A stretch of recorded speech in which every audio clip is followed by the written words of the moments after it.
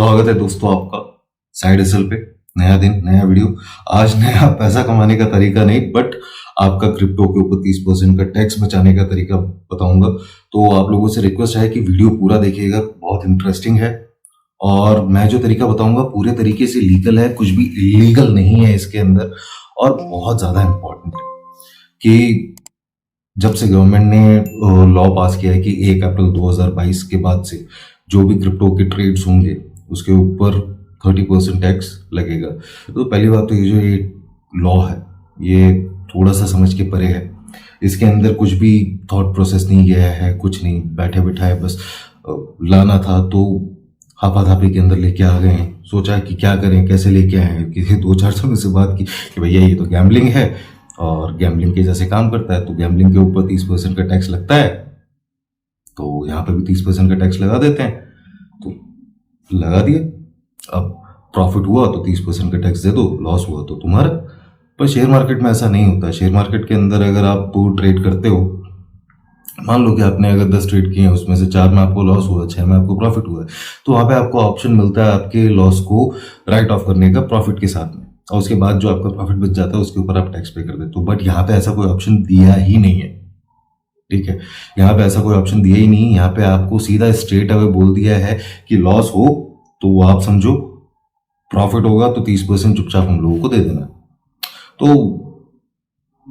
बहुत अजीब सा वो फैसला है। खैर इस चीज पे इतना जाते नहीं है। मैं जो बात करने वाला हूँ वो ये है कि हम कैसे अपना टैक्स बचा सकते हैं, वो भी लीगली। तो दोस्तों तरीका एकदम कोई नया नहीं है। दुनिया के जो सबसे अमीर लोग हैं वो ये तरीका अपनाते हैं, करते हैं और बहुत पैसा बचाते हैं। अब दुनिया के जो सबसे अमीर लोग हैं अगर उनकी बात करें, एलोन मस्क हो गए, जेफ बेजोस हो गए, हिंदुस्तान में अपने अंबानी जी हो गए, अदानी जी हो गए, ये सुपर रिच लोगों के अंदर आते हैं। इन लोगों के पास बिलियंस ऑफ डॉलर्स पड़े हुए हैं, इतना ज्यादा पैसा है। एशिया का अमीर आदमी, दुनिया का अमीर आदमी, हिंदुस्तान का अमीर आदमी, पर ये लोग टैक्स नहीं पे करते। क्यों नहीं पे करते? मतलब इतना पैसा है इनके पास तो टैक्स पे करना चाहिए ना, क्यों नहीं करते? तो बहुत सिंपल सा लॉजिक है दोस्त कि ये लोग जो है तनख्वाह नहीं लेते, ठीक है। ये अपना रेम्यूनरेशन नहीं लेते। अगर पैसा इनके खाते में आएगा महीने के महीने तो 30% सरकार काट लेगी। हिंदुस्तान में 30% है, अमेरिका के अंदर 37% है। तो यहां पे अगर खाते में आपके महीने की तनख्वाह गिरी तो साला कंपनीज क्या करती है, मतलब आपकी तनख्वाह जो है वो 30% काट के आपको पैसा देती है। टीडीएस पहले ही कट जाता है, तो आपका टीडीएस तो कट गया, सरकार के पास पैसा चला गया, आपने टैक्स दे दिया। अब उसके अंदर तो आप कुछ कर नहीं सकते। तो ये जो ये सुपर रिच अमीर लोग हैं ये पैसा लेते ही नहीं ठीक है, ये लेते हैं शेयर्स। तो शेयर्स लेने से फायदा क्या होता है? कंपनी के अंदर हिस्सेदारी बढ़ जाती है, ठीक है। इनके जब इन्होंने शेयर्स ले लेते हैं, अपने रेम्यूनरेशन के बदले में शेयर्स ले लेते हैं, तो कंपनी में इनकी जो हिस्सेदारी है वो बढ़ जाती है। प्लस शेयर्स बढ़ते हैं तो इनकी नेटवर्थ बढ़ती है। अब इन्होंने शेयर्स ले लिए, शेयर्स बेचे नहीं, तो जब तक शेयर बेचे नहीं इनका टैक्स बनता नहीं है। तो अब ये लोग फिर अपना खर्चा कैसे चलाते हैं? मतलब रोटी तो ये भी खाते हैं ना सुपर रिच लोग, सुपर रिच लाइफस्टाइल भी है, महंगी महंगी गाड़ियां चलाते हैं, चार्टर प्लेन्स, प्राइवेट प्लेन्स, ये सारी चीजें हैं। तो ये सब मैनेज कैसे होता है?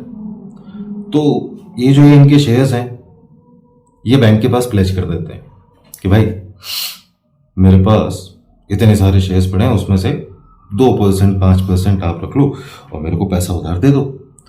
अब पैसा उधार तो इनकम के ऊपर टैक्स लगता है, उधारी के ऊपर तो टैक्स लगता नहीं। बैंक इनसे रेट ऑफ इंटरेस्ट चार्ज करता है 5 से 6% का। तो ये 5 से 6% पे करके 30% या 37%, अगर अमेरिका की बात करें तो 37%, और हिंदुस्तान की बात करें तो 30%, 5 से 6% पे करके 30% से बच जाते हैं ये लोग।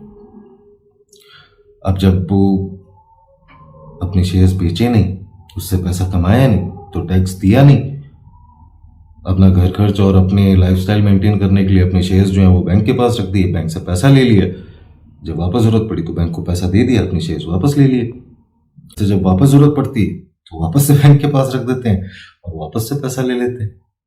तो टैक्स तो देते ही नहीं है, सिंपल।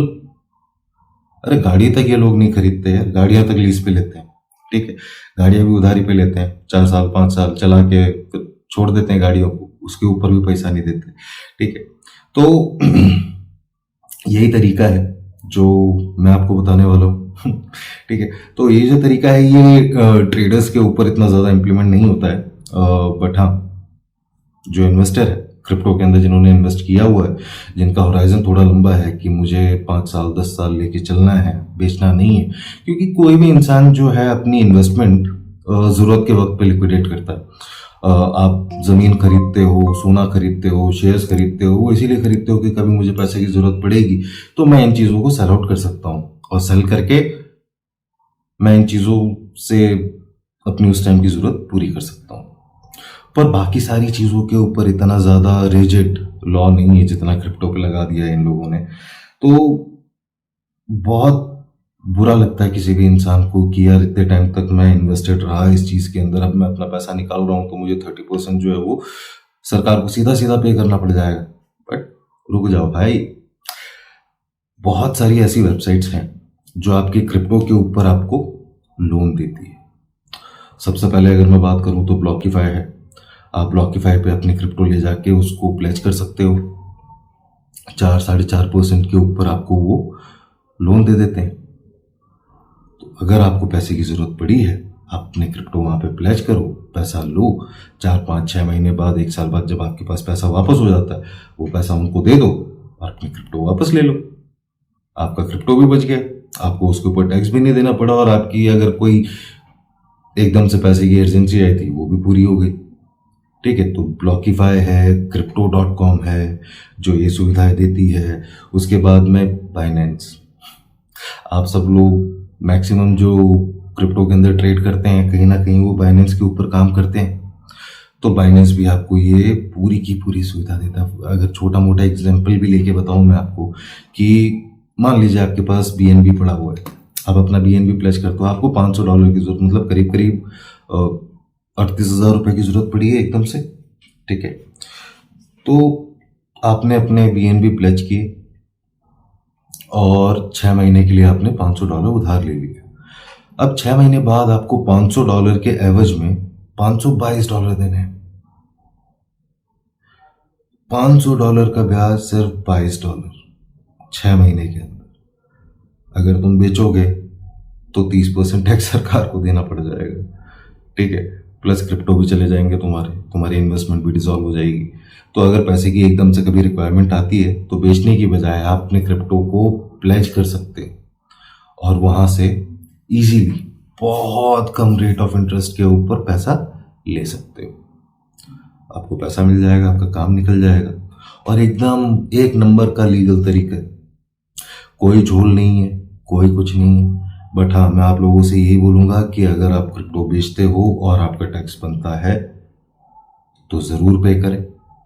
हो सकता है कि 1 बार 2 बार किस्मत से बच जाओ, पर तीसरी बार बुद्धि नप जाएगी भाई, ठीक है। बहुत बुरा हो जाता है। टैक्स तो लेंगे जो लेंगे, साथ में इंटरेस्ट भी चार्ज करेंगे और नाम खराब होता है वो। और तो ऐसा काम नहीं करने का, अगर बनता है तो दे देने का, बट लीगल तरीका है, 1 नंबर तरीका है और बहुत तगड़ा तरीका है। तो यही था। आशा करता हूँ कि आप लोगों को वीडियो पसंद आया होगा। पसंद आया है तो वीडियो को लाइक करो, चैनल को सब्सक्राइब करो, और आपके जो भी फ्रेंड्स, फैमिली मेम्बर्स, रिलेटिव्स हैं जो क्रिप्टो में ट्रेड करते हैं या जिनके लिए ये इन्फॉर्मेशन इम्पॉर्टेंट हो सकती है या जिनको इससे फ़ायदा पहुंच सकता है, उनके साथ शेयर करो। आशा करता हूँ कि आप स्वस्थ होंगे, आपकी फैमिली भी सेहतमंद होगी। मिलते हैं अगले वीडियो में। Thank you.